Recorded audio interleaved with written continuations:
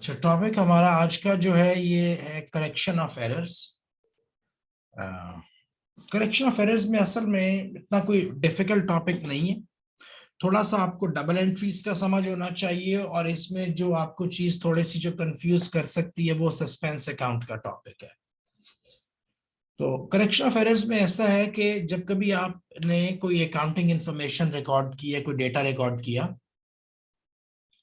तो हो सकता है कि उसमें कोई मिस्टेक हो गई है, कोई गलती आपने कर दी है। तो फिर आपने उस गलती को ठीक करना है। गलती हो जाती है, सबसे हो सकती है, अकाउंटेंट से हो जाती है, इवन मेरे से हो सकती है, आपसे भी हो सकती है।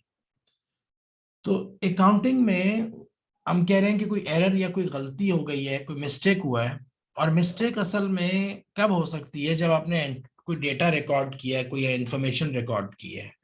तो इससे मुराद ये है कि आपने जो मिस्टेक की है वो डबल एंट्री में की है। देखो, मिस्टेक से मुराद ये है कि डबल एंट्री में या तो कोई चीज जो है वो आपने डेबिट या क्रेडिट को सही यूज नहीं किया, जो चीज डेबिट होनी चाहिए थी उसको क्रेडिट कर दिया, या जो क्रेडिट होना चाहिए था उसको डेबिट कर दिया। या ये है कि आपने कोई गलत अकाउंट जो है उसको यूज कर लिया है। मिसाल के तौर पे इलेक्ट्रिसिटी एक्सपेंस को डेबिट करना था, आपने टेलीफोन एक्सपेंस को डेबिट कर दिया। तो या डेबिट क्रेडिट का मिस्टेक है, या अकाउंट का मिस्टेक है, या अमाउंट का मिस्टेक है। तो इस तरह से कोई भी डिफरेंट मिस्टेक हो सकती है। अगर आपका अमाउंट भी करेक्ट हो और आपने अकाउंट भी ठीक यूज किया हुआ है और आपके डेबिट क्रेडिट भी ठीक है, तो फिर तो कोई मिस्टेक ही नहीं हुई। मिस्टेक से मुराद ये है कि इन तीनों में से कोई एक चीज गलत है, और अगर वो गलत है तो फिर आपको उसको करेक्ट करना है। तो गलती डबल एंट्री के थ्रू हुई है, तो करेक्शन भी डबल एंट्री के थ्रू ही होगी। अगर आपके अकाउंट में कोई चीज इंफॉर्मेशन गई है तो वो डेबिट एंट्री डबल एंट्री के थ्रू गई है ना, तो उसको जो करेक्शन होगी वो भी डबल एंट्री के थ्रू ही होगी। मैं इसको एक बड़ी छोटी सी एक आपको मिसाल देता हूँ, बड़ी सिंपल। मिसाल के तौर पे हम कहते हैं पेड इलेक्ट्रिसिटी बिल $100। ये एक इवेंट है, ये एक ट्रांजैक्शन है। इसको जब हमने रिकॉर्ड करना है तो हमने किया debit telephone expense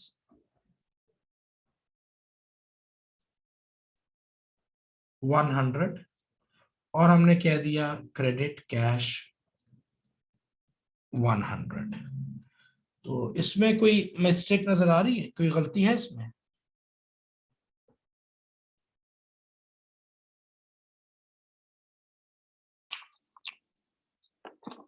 telephone expense debit हुई है, इलेक्ट्रिसिटी होना चाहिए। हाँ, इलेक्ट्रिसिटी होना चाहिए, आपने टेलीफोन डेबिट कर दिया। अच्छा, अब टेलीफोन जो है ये भी एक्सपेंस है, इनकम स्टेटमेंट में एक्सपेंस के तौर पे जाता है। इलेक्ट्रिसिटी भी एक्सपेंस ही था, इनकम स्टेटमेंट में एक्सपेंस के तौर पे जा रहा है। तो टोटल एक्सपेंस गलत हुआ क्या? नहीं, टोटल एक्सपेंस तो एक ही जितना रहेगा ना। इलेक्ट्रिसिटी जगह पर टेलीफोन लगा दूंगा, लेकिन टोटल एक्सपेंस में कोई फर्क नहीं पड़ेगा। और मेरे इनकम स्टेटमेंट में प्रॉफिट में भी कोई फर्क नहीं पड़ेगा। खर्च या एक्सपेंस भले इलेक्ट्रिसिटी हो भले टेलीफोन हो, एक की जगह दूसरा लगा दी है, लेकिन इनकम स्टेटमेंट का प्रॉफिट में कोई इफेक्ट नहीं आया। ट्रायल बैलेंस की दोनों साइड भी बराबर रहेगी, क्योंकि टेलीफोन एक्सपेंस होता तो वो भी डेबिट तरफ पे लिखा जाता, और इलेक्ट्रिसिटी है तो वो भी डेबिट पे लिखा जाता। तो इससे मुराद है कि ये जो गलती है ना, इसके नतीजे में मेरे ट्रायल बैलेंस पे कोई डिफरेंस नहीं आ रहा, और मेरे इनकम स्टेटमेंट के प्रॉफिट में भी कोई डिफरेंस नहीं आ रहा। लेकिन लेकिन मेरे सब अकाउंट्स में फर्क जरूर है। मेरा इलेक्ट्रिसिटी अकाउंट $100 कम दिखा रहा है, टेलीफोन एक्सपेंस $100 ज्यादा दिखा रहा है, यानी इलेक्ट्रिसिटी अंडरस्टेटेड है, टेलीफोन ओवरस्टेटेड है। तो इसको ठीक तो करना है। भले इनकम स्टेटमेंट के प्रॉफिट पे फर्क ना पड़ता हो, भले मेरे ट्रायल बैलेंस पे कोई प्रॉब्लम नहीं आ रहा, लेकिन फिर भी मुझे इसको ठीक तो करना है। तो इसको ठीक करने के दो तरीके हैं। एक तरीका तो ये है कि आप डेबिट कैश 100, क्रेडिट टेलीफोन 100, आप ऐसे कर लो। आपने क्या किया इसमें कि ये जो डबल एंट्री थी आपने इसको रिवर्स कर दिया। टेलीफोन जहां डेबिट हुआ था आपने उसको क्रेडिट कर दिया, कैश जहां क्रेडिट हुआ था आपने उसको डेबिट कर दिया। तो ये जो डबल एंट्री आपने लगाई है दूसरे वाली, इस दूसरी वाली डबल एंट्री के नतीजे में पहली वाली जो डबल एंट्री है उसका इफेक्ट जीरो हो गया, इफेक्ट आपने जीरो कर दिया। और फिर आपने करेक्ट डबल एंट्री लगाई, आपने कहा debit electricity expense, credit cash. तो आपने क्या किया इसमें कि आपने एक तो रिवर्सल लगाया है, पहले आपने रिवर्स किया है जो मिस्टेक, जो ट्रांजैक्शन गलत थी उसको आपने रिवर्स किया, और फिर उसके नतीजे में जब आपने रिवर्स कर दिया फिर आपने जो करेक्ट डबल एंट्री है उसको पास किया है। ये एक मेथड है करने का। अच्छा, अब इसको सोचने का एक दूसरा तरीका भी है। सोचने का दूसरा तरीका ये है कि आप कहते हो कि यार ये डबल एंट्री तो गलत है, लेकिन इसकी दोनों तरफ तो गलत नहीं है ना, क्योंकि जो टेलीफोन एक्सपेंस है ये गलत है, लेकिन ये कैश क्रेडिट किया वह 100, तो कैश तो क्रेडिट ही होना चाहिए था। कैश को आपने दोबारा क्यों रिवर्स करते हो भाई? कैश आपने 100 का क्रेडिट किया है तो कैश को 100 से क्रेडिट ही होना था, कैश में तो कोई गड़बड़ नहीं है, तो कैश को क्यों उठा के रिवर्स कर दिया? कैश ऐसा ही पड़ा रहने दो। प्रॉब्लम किस में है? प्रॉब्लम ये है कि आपने टेलीफोन को रॉन्ग डेबिट लगाया हुआ है। तो फिर ऐसे कर देते हैं कि यहाँ पे क्रेडिट टेलीफोन कर देते हैं।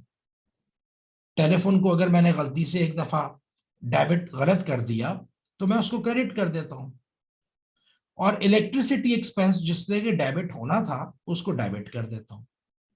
तो ये एक और तरीका है, इसमें आप एक ही डबल एंट्री में ये काम पूरा कर लेते हैं। आप रिवर्सल नहीं करते, आप रिवर्सल नहीं करते, आप कहते हो कि ये टेलीफोन एक्सपेंस जो गलती से डेबिट हो गया उसको क्रेडिट कर देता हूं, और इलेक्ट्रिसिटी एक्सपेंस जो कि डेबिट होना चाहिए था उसको डेबिट कर देता हूं।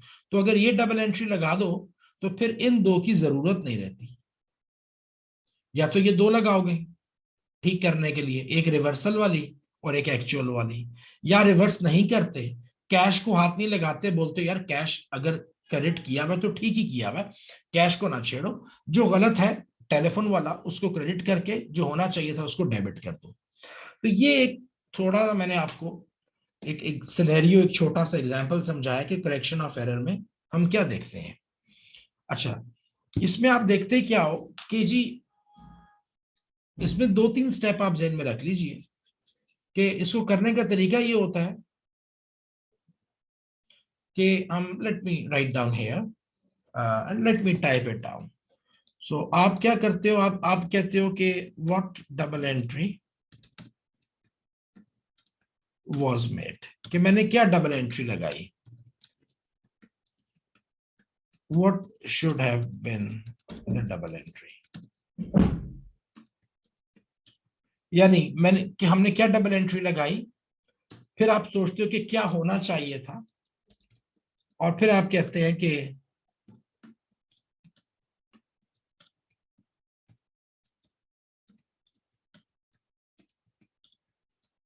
तो ये 3 स्टेप्स हैं आपके पास कि what was the double entry, और what double entry was made, क्या हमने डबल एंट्री लगा दी, कहां पे हमने गलती की, और क्या होना चाहिए था, और अब हम क्या लगाएं।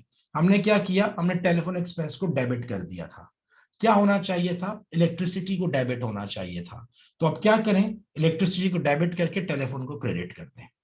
तो ये एक मैंने आपको एक बड़ी बेसिक एग्जाम्पल समझाई है कि एरर अकाउंटिंग में कैसा हो सकता है। अच्छा, ये एक तरह का एरर मैंने आपको बताया, लेकिन असल में तो बहुत सारे एरर्स हैं, बीसियों तरह के एरर्स हो सकते हैं, तो उनको हम अब देखते हैं आगे चल के। सो identify the type of error which may occur in book keeping system. Book keeping से मुराद है ये जो रिकॉर्डिंग ऑफ ट्रांजैक्शन है, कि आपने रिकॉर्डिंग ऑफ ट्रांजैक्शन में क्या एरर किया। Identify errors which would be highlighted by the extradition of trial balance। अच्छा, ये अब आगे चल के समझा देता हूँ। So types of errors, correction of error, suspense account, adjustment to profit। तो 3 चीजें हमने इस चैप्टर में समझ के चलनी है। पहला कि एरर्स की कौन सी टाइप्स हैं, क्योंकि जैसे मैंने आपको बोला कि 20 तरह के एरर्स होंगे, हम इनको 5 या 6 मुख्तलिफ कैटेगरीज में बांट देंगे। तो हम वो कैटेगरीज देखेंगे कि हमारे पास एरर्स की कौन सी कैटेगरीज हैं। ये पहला हमारा टॉपिक है। दूसरा ये है कि जब इन एरर्स को करेक्ट किया जाएगा तो हो सकता है कि हमारे प्रॉफिट के ऊपर कोई इम्पैक्ट आए, प्रॉफिट पे फर्क पड़ सकता है, तो हमने इसको देखना है। और तीसरी चीज जो हमें समझने की है वो ये होती है सस्पेंस अकाउंट, कि सस्पेंस अकाउंट क्या है। तो ये 3 टॉपिक्स हमने असल में इस चैप्टर में लेके चलने हैं। तो ये 3 चीजें हमने करनी है, जैसे कि बोला कि टाइप्स ऑफ एरर्स, और जब आप करेक्ट करोगे तो बाज दफा, हमेशा नहीं लेकिन बाज दफा अगर प्रॉफिट पे कोई फर्क पड़े तो वो कितना है, और तीसरा जो है सस्पेंस अकाउंट। ये 3 टॉपिक्स हमारे करने वाले हैं जी। तो पहले टाइप्स ऑफ एरर्स देख लेते हैं। ये छोटी सी एग्जांपल है, ये वही एग्जांपल है जो मैंने आपको पहले अभी करके दिखा दी है। इलेक्ट्रिसिटी बिल की जगह पे टेलीफोन एक्सपेंस को डेबिट किया हुआ हो, तो फिर एक तो ये ऑप्शन है कि आप रिवर्सल करो और फिर एक्चुअल एंट्री लगाओ, या आप डायरेक्टली जाके एक करेक्टिव एंट्री लगा देते हो। अच्छा, टाइप्स ऑफ एरर्स जो है, ये पहला जो नंबर 1 जो आएगा इसको हम कहते हैं एरर ऑफ ओमिशन। ये तो बहुत ही आसान चीज है। ओमिशन वर्ड है, ओमिट, ओमिट से मुराद है कि कोई चीज जो आपने इग्नोर कर दी हो, जो चीज आपने एक्सक्लूड कर दी हो, जो चीज आपने इंक्लूड ना की हुई हो। तो एरर ऑफ ओमिशन से मुराद ये है कि आपके पास कोई ट्रांजैक्शन आई थी, कोई इनवॉइस आई, कोई सप्लायर का, कोई कस्टमर का, जो भी एक ट्रांजैक्शन था, आप उसको रिकॉर्ड करना ही भूल गए। आपके पास इलेक्ट्रिसिटी बिल आया था, टेबल पे पड़ा रहा, आपने उठा के फाइलों में डाल दिया, आपने सिस्टम में उसको रिकॉर्ड ही नहीं किया, तो इसको कहते हैं ओमिशन। तो इसमें अच्छा, यहाँ पे एक चीज मैं बता दूं कि ये जो पहले मैं एरर्स डिस्कस करने जा रहा हूं ना आपसे, यहाँ पे 6 एरर्स मैं आपसे डिस्कस करूंगा, 6। और इन सब एरर्स के नतीजे में ट्रायल बैलेंस रिमेन सेम, कि ट्रायल बैलेंस की जो आपकी डेबिट और क्रेडिट साइड है वो बराबर रहेगी, उसमें कोई फर्क नहीं आएगा। यानी ये हमने जितने भी एरर्स थे हमारे पास, 10 15 20 डिफरेंट एरर्स हुए, 50 एरर्स हुए, हमने उनको 2 कैटेगरीज में बांट दिया है। पहली कैटेगरी वो है कि इन एरर्स की वजह से ट्रायल बैलेंस पे इम्पैक्ट नहीं आता, ट्रायल बैलेंस की दोनों तरफ बराबर रहती है। जो दूसरी कैटेगरी कैटेगरी है उसमें ये होता है कि ट्रायल बैलेंस इम्बैलेंस हो जाता है, ट्रायल बैलेंस की दोनों साइड्स जो है वो बराबर नहीं रहती। तो पहली वाली कैटेगरी अभी हम करने लगे हैं जहां पे ट्रायल बैलेंस बराबर रहेगा। तो ये जो एरर ऑफ ओमिशन है, इसमें ट्रायल बैलेंस जो होता है इसकी दोनों तरफ बराबर रहती हैं, ट्रायल बैलेंस पे कोई फर्क नहीं आता। क्यों? क्योंकि डॉक्यूमेंट तो रिकॉर्ड ही नहीं हुआ, ट्रांजैक्शन रिकॉर्ड ही नहीं हुई, ना डेबिट लिखा ना क्रेडिट लिखा, तो गड़बड़ तो नहीं हुई। डेबिट भी नहीं लिखा गया, क्रेडिट भी नहीं लिखा गया, तो ये ट्रांजैक्शन सिरे से लिखी ही नहीं गई, तो लिहाजा ट्रायल बैलेंस पे इफेक्ट नहीं आएगा। एरर तो मौजूद है, मुझे निकाल के इस डॉक्यूमेंट को रिकॉर्ड तो करना ही करना है, मैं ये नहीं करना रिकॉर्ड नहीं करना, रिकॉर्ड तो करना है, लेकिन बहरहाल ओमिट करने की वजह से ट्रायल बैलेंस पे कोई फर्क नहीं पड़ा था। ये पहला एरर था। दूसरा आप कहते हो error of commission. Error of commission जो है ये वही है जो मैंने अभी आपसे डिस्कस किया है, जिसमें कि आपने इलेक्ट्रिसिटी एक्सपेंस की जगह पर टेलीफोन एक्सपेंस डाल दिया, टेलीफोन एक्सपेंस की जगह पे इलेक्ट्रिसिटी या इलेक्ट्रिसिटी की जगह पे टेलीफोन।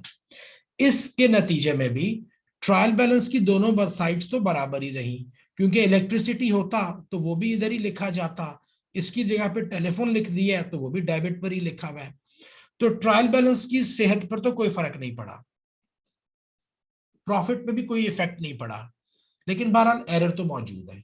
तो ये इसको कहते हैं error of commission. Error of commission क्या है कि जब एक अकाउंट के बदले में दूसरा अकाउंट ट्रीट कर दिया जाए, डेबिट करना था टेलीफोन को, कर दिया इलेक्ट्रिसिटी को, और इस चेंज के नतीजे में आपका प्रॉफिट पे कोई इंपैक्ट ना पड़े, इसको एरर ऑफ कमीशन कहते हैं।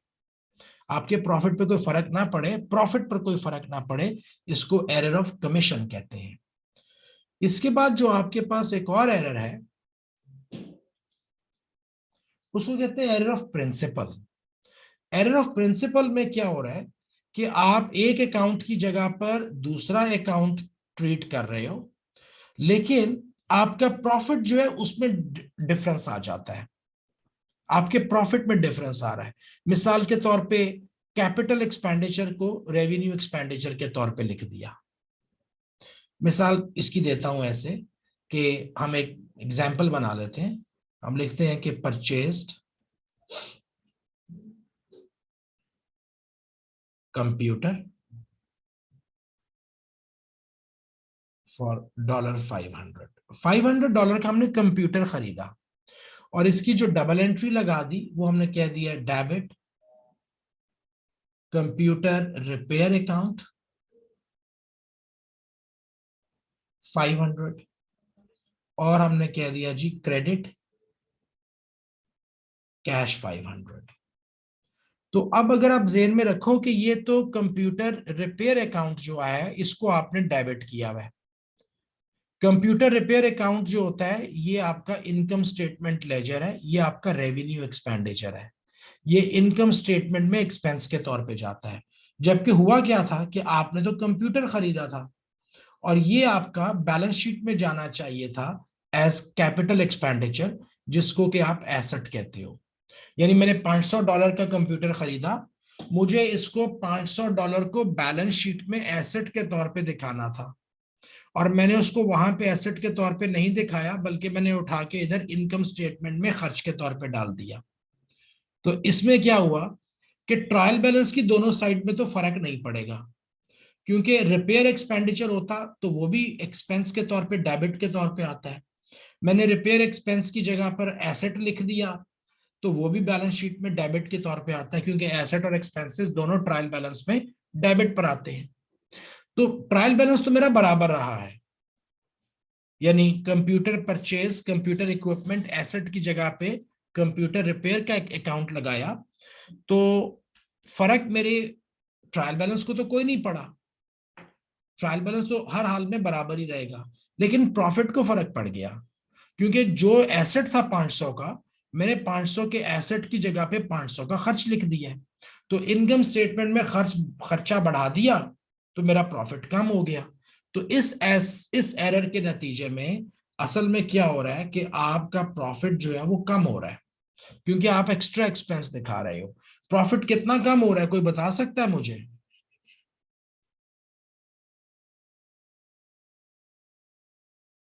अच्छा, नहीं बता सकते, मैं बताता हूँ। बाज दफा बच्चा ये सोचता है कि प्रॉफिट 500 कम हो रहा है, क्योंकि गलती तो 500 की है ना, कि 500 का इनकम स्टेटमेंट में एक्स्ट्रा एक्सपेंस लिख दिया, जबकि वो बैलेंस शीट में एसेट के तौर पे जाना चाहिए था। तो आपके जहन में फौरन आता है कि यार मैंने इनकम स्टेटमेंट में 500 ज्यादा लिख दिया है, तो लिहाजा मेरा प्रॉफिट 500 कम हो गया है। 500 का नहीं होगा हम कभी भी, इसका डेफिनेटली एग्जाम में क्वेश्चन आएगा ही आएगा। अभी बता दूं, क्वेश्चन आएगा ही आएगा, क्योंकि आप एक चीज को इग्नोर कर रहे हो कि ये एसेट है, इसकी डेप्रिसिएशन हमेशा कैलकुलेट करो। लेट सपोज कि इसकी डेप्रिसिएशन हो 20%, तो इसका मतलब है इस एसेट की डेप्रिसिएशन 100 बनती है। तो आपका जो प्रॉफिट पे डिफरेंस आएगा ना, आपका जो प्रॉफिट पे डिफरेंस आएगा वो भाई 400 का आएगा। 500 की आपने एरर किया था, 100 का डेप्रिसिएशन का इम्पैक्ट निकाल कर, तो प्रॉफिट जो है इस क्वेश्चन के नतीजे में हम कह सकते हैं कि इस एरर के नतीजे में profit is understated by 400 and assets are understated by 400। Profit 500 से नहीं 400 से कम हुआ है। क्यों 400 से कम हुआ है, अभी आपको समझा देता हूं। देखो ये 500 था, इस 500 को जाना चाहिए था बैलेंस शीट में 500 एसेट के तौर पे। आपने इसको बैलेंस शीट में तो नहीं लिखा, आपने क्या किया, आप इसको डायरेक्टली उठा के इनकम स्टेटमेंट में ले आए 500 के एक्सपेंस के तौर पे। ठीक है ना, ये आपने गलती कर दी। तो 500 ऐसे नजर आ रहा है, तो अब कितना गया इनकम स्टेटमेंट में 500। अब रियलिटी ये है कि अगर आप इसको बैलेंस शीट में लिख देते 500, तो फिर भी तो साल के आखिर में इसकी डेप्रिसिएशन $100 आनी ही चाहिए थी ना इनकम स्टेटमेंट में।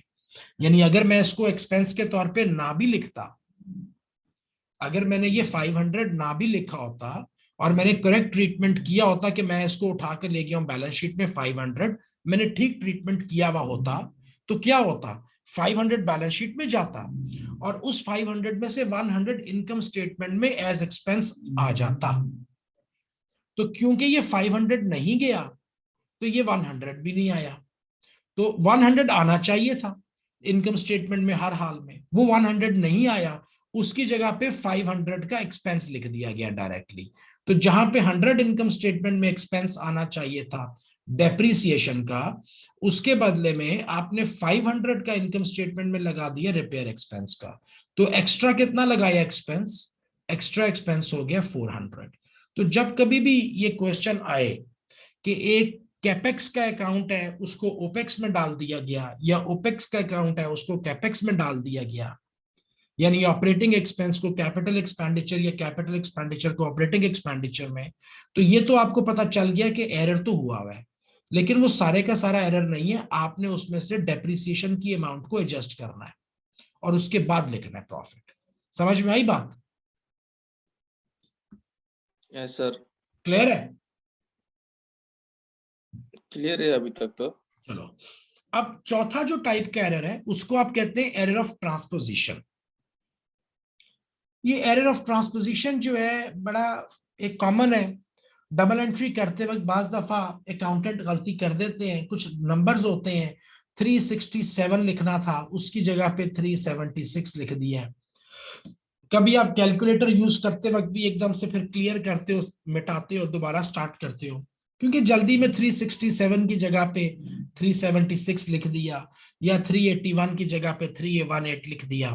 तो ये भी दोनों तरफ ही लिखा है। मिसाल के तौर पे आपके पास इलेक्ट्रिसिटी बिल जो था वो 381 का पे करना था, आपने लिख दिया डेबिट इलेक्ट्रिसिटी एक्सपेंस 318, और आपने लिख दिया क्रेडिट कैश 318। तो इसको आप ट्रांसपोजिशन एरर कह देते हो, एरर ऑफ ओरिजिनल एंट्री भी कह देते हो, ओरिजिनल एंट्री ट्रांसपोजिशन। ये 381 की जगह पे 318 लिख दिया है, लेकिन दोनों तरफ 318 ही लिखा है ना। तो क्योंकि दोनों तरफ 318 लिखा है तो trial balance remain same. Trial balance में तो फर्क नहीं पड़ रहा, लेकिन इनकम स्टेटमेंट में फर्क पड़ रहा है क्योंकि आपका खर्चा ज्यादा था, आपने लिखा कम है। तो ये एक एरर ऑफ ट्रांसपोजिशन आ गया। पांचवा आ जाता है जी आपके पास कॉम्पनसेटिंग एरर। कॉम्पनसेटिंग एरर से मुराद ये है कि किसी एक ट्रांजैक्शन में, मिसाल के तौर पे मैंने यहाँ पे इलेक्ट्रिसिटी एक्सपेंस में $60 कम लिख दिए थे डेबिट साइड पर, आगे चल के किसी और अकाउंट में मैंने क्रेडिट साइड पे $60 ज्यादा लिख दिए, यानी एरर एक से ज्यादा है, लेकिन वो एक दूसरे को किसी एक जगह पर हमने डेबिट साइड पर $60 ज्यादा लिख दिए हुए हैं। फिर बाय चांस किसी और ट्रांजैक्शन में जाके हमने क्रेडिट साइड में भी $60 ज्यादा लिख दिए। तो अब एक तरफ एरर डेबिट 60 एक्स्ट्रा है, दूसरी तरफ एरर क्रेडिट 60 एक्स्ट्रा है, तो ट्रायल बैलेंस का टोटल बराबर हो जाएगा क्योंकि दो एरर्स एक दूसरे को कॉम्पनसेट कर रहे हैं। लेकिन ट्रायल बैलेंस तो बराबर हो गया, लेकिन सिस्टम में बहरहाल एरर मौजूद है, तो इसको आप कहते हैं कॉम्पनसेटिंग एरर। और पांचवा जो छठा आ जाता है इसको आप कह देते हैं error of original entry. Error of original entry में ये होता है कि आपकी अमाउंट जो है वो आपने ठीक रिकॉर्ड किए, आपके जो अकाउंट्स हैं यानी इलेक्ट्रिसिटी या टेलीफोन या जो भी कंप्यूटर इक्विपमेंट वो भी आपने ठीक एंटर किया है, सिर्फ आपका जो डेबिट और क्रेडिट है वो गलत है। मिसाल के तौर पे पेड इलेक्ट्रिसिटी बिल $100, तो इसको आपने लिख दिया डेबिट कैश 100, और आपने लिख दिया क्रेडिट इलेक्ट्रिसिटी 100।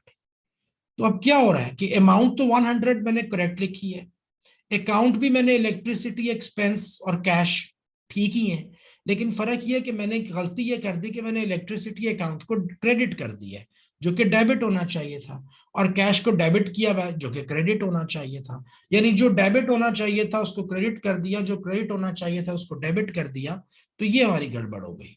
अब इसमें भी क्योंकि ट्रायल बैलेंस की दोनों तरफ पे अमाउंट तो बराबर जा रही है, तो ट्रायल बैलेंस तो बराबर में खड़ा रहेगा, उसमें तो कोई फर्क नहीं आएगा।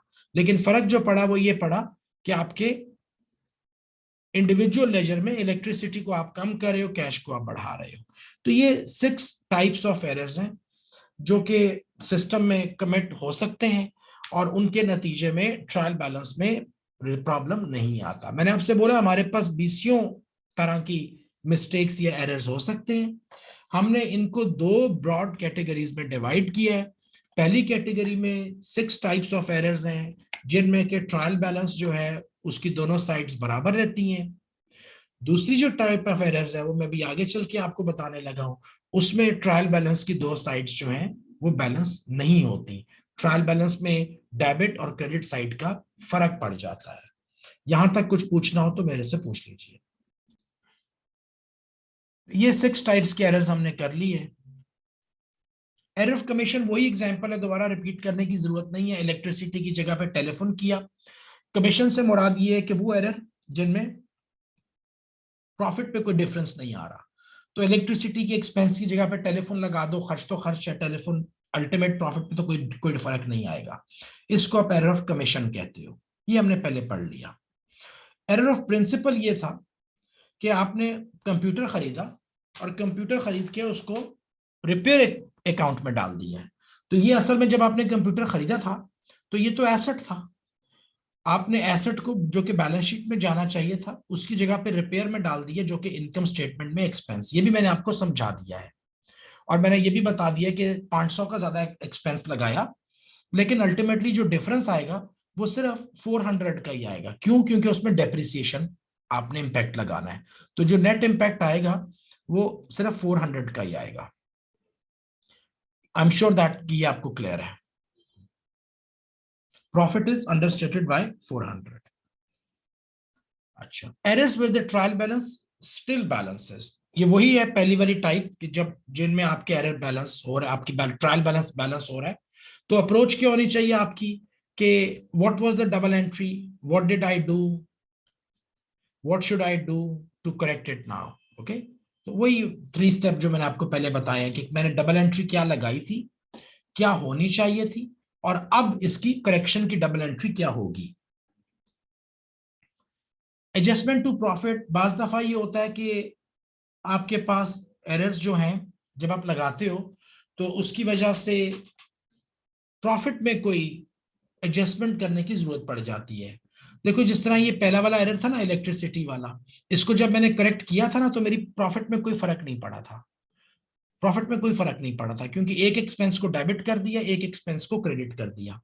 ये जो है ये भी इनकम स्टेटमेंट की आइटम थी, ये भी इनकम स्टेटमेंट की आइटम थी। तो इनकम स्टेटमेंट को डेबिट कर रहा हूं, इनकम स्टेटमेंट को क्रेडिट कर रहा हूं, प्रॉफिट के ऊपर नेट रिजल्ट कोई नहीं आएगा, कोई एरर नहीं होगा, कोई डिफरेंस नहीं आएगा।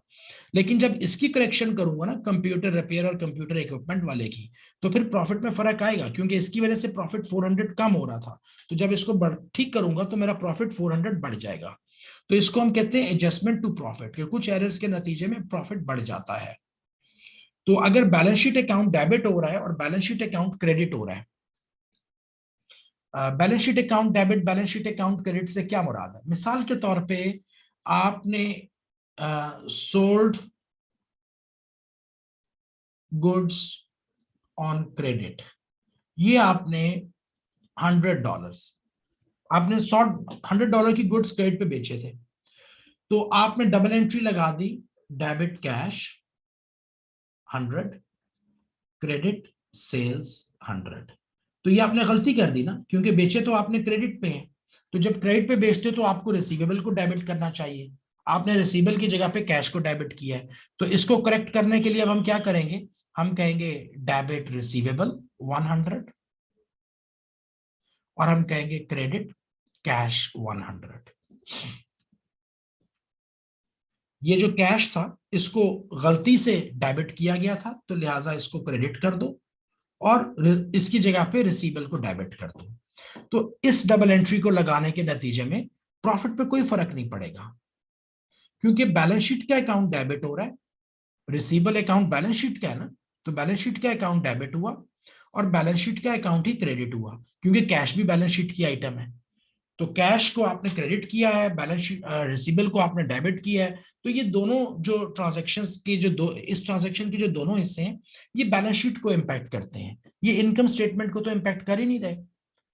ये आईएस लेजर्स तो नहीं है ना, आपको रिमेंबर आईएस बीएस लेजर्स, ये दोनों तो बीएस लेजर्स हैं। तो ये बैलेंस शीट को अगर इंपैक्ट कर रहे हैं तो इनकम स्टेटमेंट में प्रॉफिट पे कोई फर्क नहीं पड़ेगा। इनकम स्टेटमेंट में सिर्फ प्रॉफिट में सिर्फ तभी फर्क पड़ता है, प्रॉफिट में तभी फर्क पड़ेगा जब इन दो साइड्स में से कोई एक साइड कम से कम इनकम स्टेटमेंट की हो। ये तो दोनों ही बैलेंस शीट की हैं, तो इसका इनकम स्टेटमेंट से कोई ताल्लुक ही नहीं है। अगर इनकम स्टेटमेंट से कोई ताल्लुक नहीं है तो प्रॉफिट से भी कोई ताल्लुक नहीं है। No change in profit.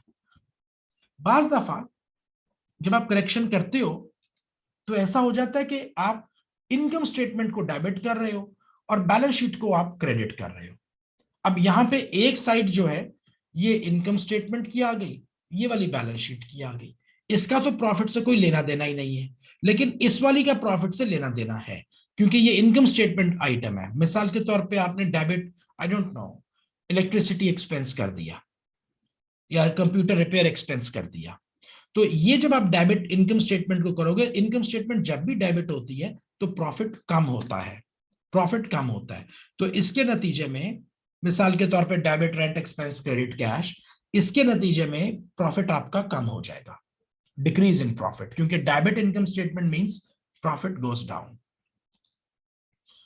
अच्छा, इसका अगर डेबिट बैलेंस शीट और क्रेडिट इनकम स्टेटमेंट कर रहे हो तो इसके नतीजे में, क्योंकि एक साइड तो बैलेंस शीट पे जा रही है और इनकम स्टेटमेंट की साइड क्रेडिट हो रही है, और इनकम स्टेटमेंट को क्रेडिट करने से मुराद ये है कि आपका प्रॉफिट बढ़ रहा है, तो जब ये वाली ट्रांजैक्शन लगाओगे तो प्रॉफिट आपका बढ़ जाएगा।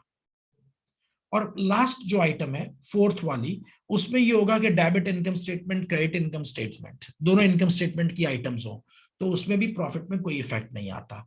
प्रॉफिट में तभी फर्क पड़ेगा जब एक साइड इनकम स्टेटमेंट की हो और एक साइड बैलेंस शीट की हो, तब आपका इनकम स्टेटमेंट में फर्क पड़ेगा। और इनकम स्टेटमेंट में फर्क पड़ेगा से मुराद ये है कि आपके प्रॉफिट में फर्क पड़ेगा। अच्छा, ये एग्जांपल्स हैं। अब दूसरी जो कैटेगरी ऑफ एक्सपेंसेस है,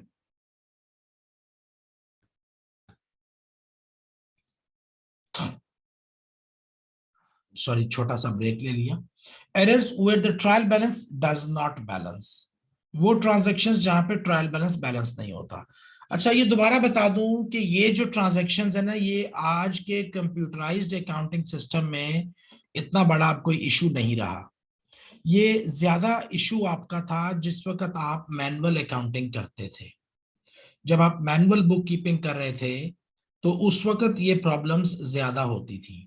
अब आज तो आपके पास कंप्यूटराइज सिस्टम है, तो इन एरर्स को हो सकता है कि आप देखेंगे ही नहीं, तो ये आप फेस नहीं करेंगे इतने। लेकिन बहरहाल, यानी क्योंकि इस एरर से मुराद ये है कि where errors where the trial balance does not balance, क्या लिखा हुआ है, where the trial balance does not balance.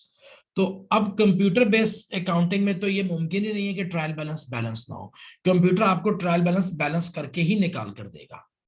ये वाले एरर्स जो थे ये मैनुअल बुक कीपिंग का फोकस थे, जब आप मैनुअल अकाउंटिंग करते थे तब ये काम हो जाते थे। अच्छा, इसमें क्या है, इसमें पहला ये है single sided entry. Single side entry means a debit entry has been made but no corresponding credit entry और वाइस वर्सा। यानी debit entry has been made, debit electricity expense $100 and no corresponding credit entry, कि credit तरफ पे लिखा ही कुछ नहीं। अब जाहिर सी बात है कि ट्रायल बैलेंस में डेबिट तरफ में तो 100 चला गया, क्रेडिट पे कुछ आया ही नहीं क्योंकि आपने क्रेडिट साइड लगाई नहीं। तो अगर क्रेडिट साइड लगाई नहीं तो फिर ट्रायल बैलेंस में तो फर्क आ जाएगा। अब इसमें बच्चे पूछते हैं कि सर ऐसा भी हो सकता है कि डेबिट साइड में लिख दिया जाए और क्रेडिट में कुछ हो ही ना।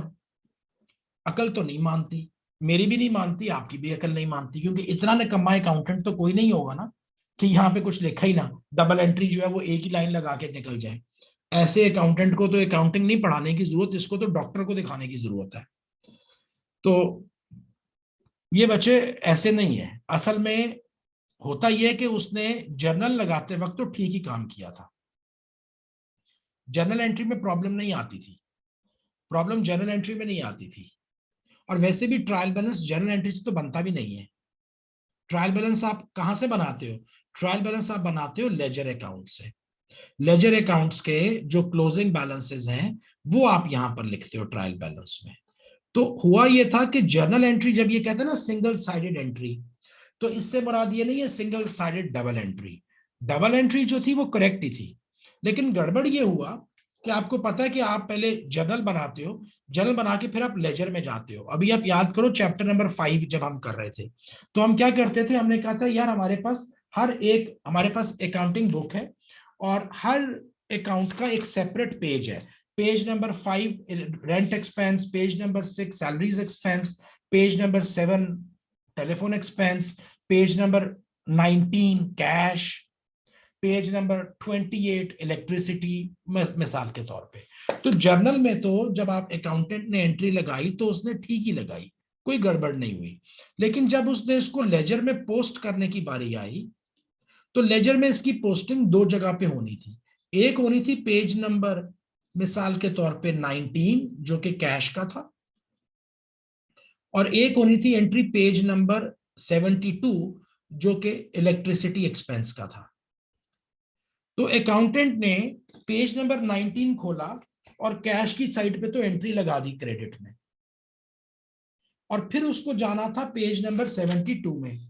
अब पेज नंबर 72 तक जाते जाते दरमियान में कोई भाई साहब आ गए सलाम करने के लिए, कोई टेलीफोन आ गया, किसी ने बुला लिया, कोई कमरे में आ गया, कोई माइंड कहीं पे चला गया। तो हुआ ये कि उसने जब लेजर में पोस्टिंग की तो इस वाले की तो पोस्टिंग कर दी, ये वाला नहीं कर सका। इसको कहते हैं सिंगल साइड एंट्री। तो लिहाजा ये नतीजा हुआ कि जो डेबिट साइड, जो लेजर्स का जब टोटल बनेगा तो डेबिट साइड वाला टोटल बड़ा हो जाएगा, क्योंकि डेबिट साइड पे $100 आ गया हुआ है। जो क्रेडिट पोस्टिंग होनी थी वो नहीं हुई, या जो क्रेडिट पोस्टिंग कर दी गई या डेबिट नहीं की गई, या डेबिट की गई क्रेडिट नहीं की गई। यानी मुराद ये है कि लेजर में जाके एरर आएगा, क्योंकि आपने अल्टीमेटली ये जो जर्नल एंट्री थी इसकी 2 पेजेस पे जाके इसको रिकॉर्ड करना था। देखो जर्नल में तो ये ट्रांजैक्शंस जो हैं ये एक दूसरे के ऊपर नीचे हैं, साइड बाय साइड ऊपर नीचे नजर आ रही हैं, इसमें प्रॉब्लम नहीं होता। बाद में इसने पेज नंबर 19 पे जाना था, इसने पेज नंबर 72 पे जाना था, इसको तो जाके लिख दिया, इसको भूल गए, तो लिहाजा डेबिट क्रेडिट का फर्क पड़ गया। तो ट्रायल बैलेंस की 2 साइड्स बराबर नहीं आई, इसको कहते हैं सिंगल साइडेड एंट्री।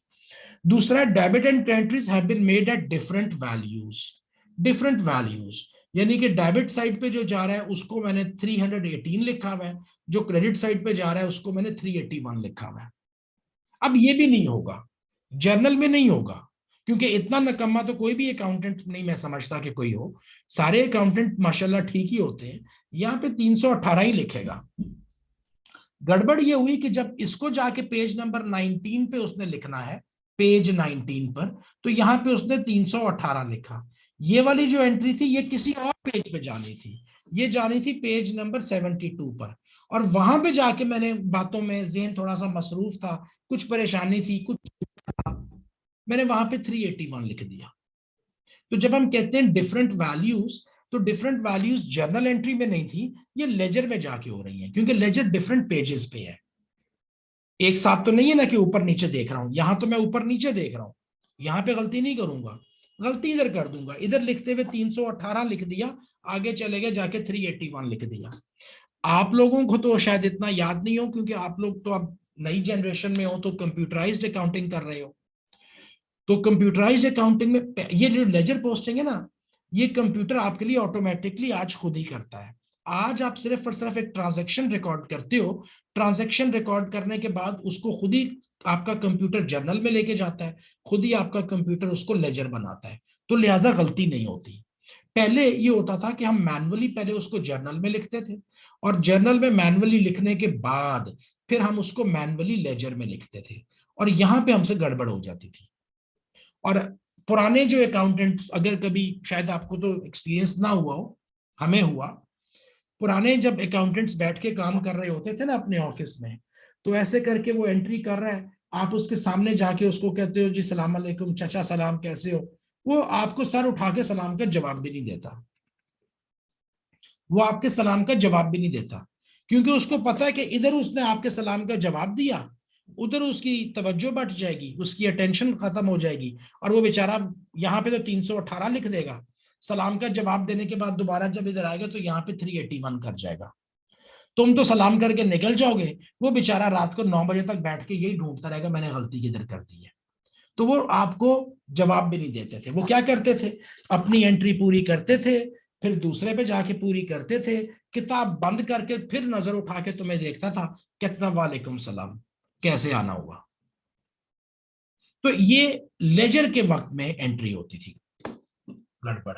अब मैंने आपको पूरी फिल्म का सीन बना के दिखा दिया है कि कैसे होता था, आगे अब समझ आए ना आए मैं पता नहीं। 2 entries have been made on the same side.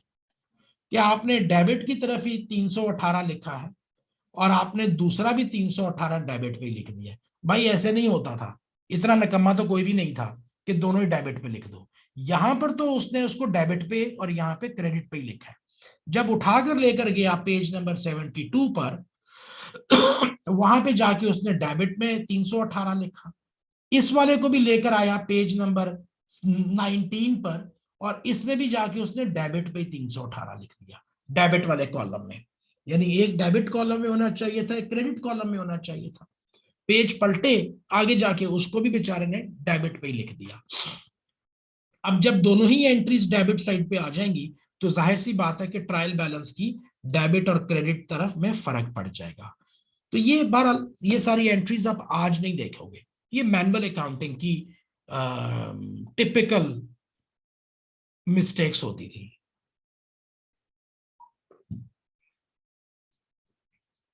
अगला, incorrect addition in any individual account, that is called miscasting. अच्छा, ये ऐसे हो जाता था क्योंकि मैनुअल अकाउंटिंग की बात हम कर रहे हैं तो हम कैलकुलेटर पे टोटल्स किया करते थे। तो अब मिसाल के तौर पे यहां पे आपके पास एक अकाउंट है, ये कैश का लेजर है, कैश के लेजर का ओपनिंग बैलेंस 1000 पड़ा हुआ है, फिर आपके पास 100 आया डेबिट तरफ में, तो ये हो गया 1100।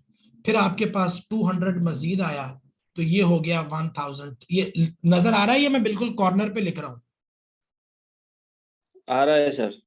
अच्छा, फिर यहां से निकला आपसे 150 क्रेडिट, तो इसको अब कम करवाना है तो आपने लिख दिया 1050। कोई गलती कर दी इसमें?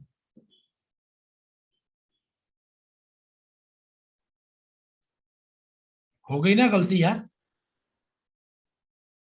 1300 में से 150 माइनस करवाओ तो 1150 आना चाहिए था, लेकिन हम क्योंकि मैनुअली टोटल कर रहे हैं, कैलकुलेटर पे टोटल कर रहे हैं, तो हमसे ये गलती हो गई।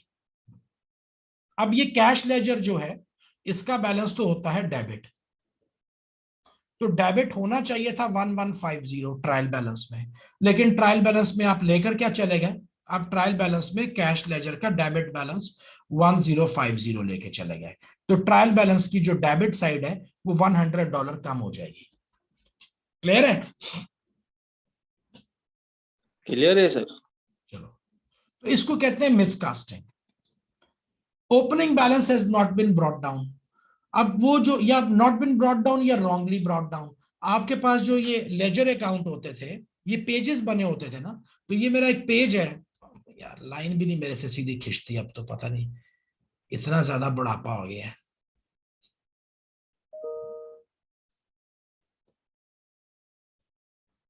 तो ये मेरे क्लोजिंग बैलेंस होता था, यहाँ पे मेरी पे सब ट्रांजेक्शन्स लगी हुई है, आई डोंट नो। यहाँ पे क्लोजिंग बैलेंस जो है वो 951 है। अब जब मैंने अगला पेज बनाना, ये पेज तो मेरा हो गया खत्म, अब जब मैंने अगला पेज बनाना है तो मैंने उस पर लिखना है balance carried forward, balance brought down. तो जब अगला पेज पलटा, यहां से ये पेज खत्म हुआ, पलटा अगला पेज, तो ओपनिंग बैलेंस लेके आऊंगा ना, तो ये जब ओपनिंग बैलेंस इसको उठाया तो 951 की जगह पे 915 लिख दिया। तो बैलेंस जो है वो या गलत लिख दिया या नहीं लिखा, ब्रॉट डाउन वाला, ब्रॉट डाउन वाला बैलेंस गलत है। ये पेज 951 पे खत्म हुआ तो अगला पेज ओपनिंग बैलेंस 951 ही होना चाहिए, लेकिन मैंने गलती से 915 लिख दिया। बाज दफा वो मेंटली आप इतने फोकस्ड नहीं होते तो गलतियां हो जाती हैं। किससे गलती नहीं होती? देखो, जो गाड़ी ड्राइव करता है वो या कोई रूल को, किसी लॉ को बाईपास कर देता है या कभी गाड़ी टकरा देता है। जो खाना पकाता है वो थोड़ा सा कभी नमक मिर्च ज्यादा भी उसके हाथ से डल जाता है। तो जो भी बंदा काम कर रहा है यार, हर कोई अपने काम में गलती कर सकता है। इवन डॉक्टर अपने काम में गलती करके बंदा मार देता है, मैं तो फिर अकाउंटेंट हूं, मेरे से भी गलती हो सकती है। तो मेरे से किस तरह की गलतियां हो सकती है मैं आपको सिर्फ वो बता रहा हूं। एक्सट्रैक्शन एरर, अच्छा ये सबसे आसान होता था। एक्सट्रैक्शन एरर जो है ना, ये हमने अगर ढूंढ लिया तो हमारी जान आसान होती थी। अगर हमें पता चले कि सिस्टम में एक्सट्रैक्शन एरर है तो बहुत आसान है, क्योंकि इंडिविजुअल एरर्स को एक एक ट्रांजेक्शन को जाके देखना पड़ता है। एक्सट्रैक्शन एरर में ये होता था बच्चे कि ये भी अब नहीं होगा, ये सारे एरर्स अब नहीं आते, ये पुराने जमाने की बातें हैं।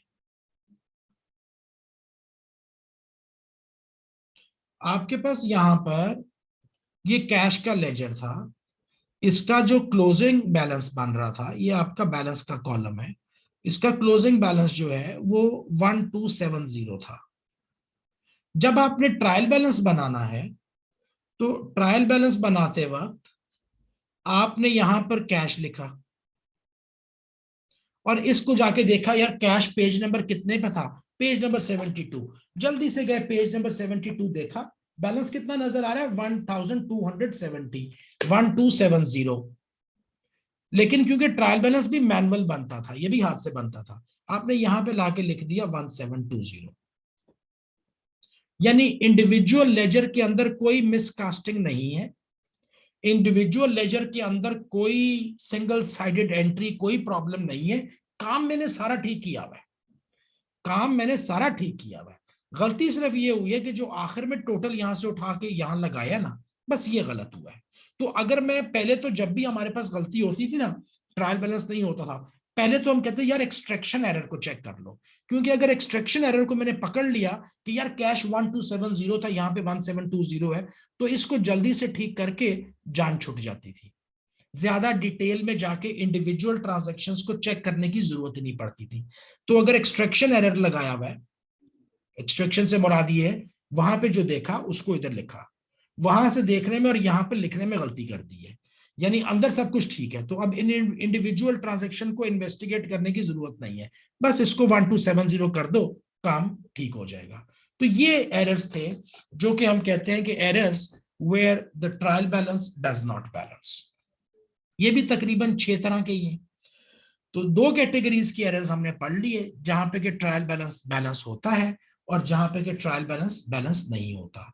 ये जो है जहां बैलेंस नहीं हो रहा, इनके लिए फिर हमें करेक्शन करने के लिए सस्पेंस अकाउंट बनाना पड़ेगा।